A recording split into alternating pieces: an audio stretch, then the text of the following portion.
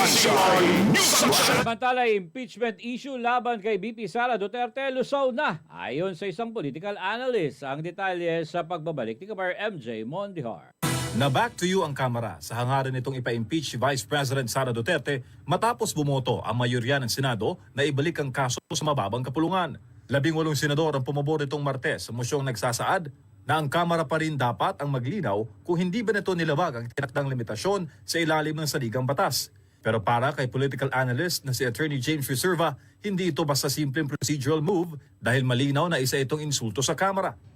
To me, parang first, the House would not like it. Parang interference yun. But imagine, they will be asked to certify kung hindi ba na-violate yung constitutional requirements. 3 verified complaint ang isinampa noong December 2, 4 at 5, 2024 laban sa bise sa issue ng umano'y irregularidad sa paggamit ng confidential funds ng kanyang tanggapan. February 5, 2025 isinampa naman ay kaapat na reklamo at ito ang inakyat sa Senado bilang Articles of Impeachment. Ngunit ayon sa Article 11, Section 3 ng 1987 Constitution, malinaw na ipinagbabawal ang pagsasampa na higit isang impeachment complaint laban sa parehong opisyal sa loob ng 1 taon, anuman ang anyo o laman ng reklamo. Hamon ngayon ng Senado sa Kamara, patunayang hindi nila nilabag ang itinakdang 1-year rule sa ilalim ng saligang batas kaugnay ng impeachment proceedings. Talagang insult yun sa House.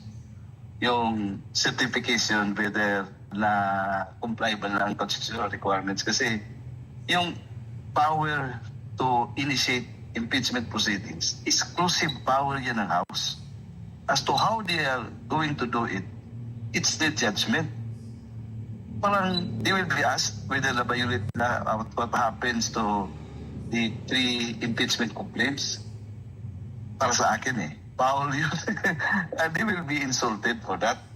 Bukod dyan, inaatasan din ng Senado ang Kamara na magkipag-ugnayan kung tatanggapin ba ng upcoming 20th Congress Senators ang Articles of Impeachment.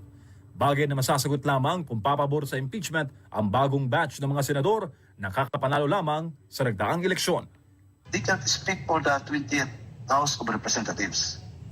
So, apparently, walang mangyayari yung requirements na yan within the time frame mula ngayon hanggang June 30.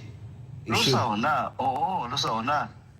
Para sa Diyos sa Pilipinas kung mahal, MJ Mondihar, SM9 News.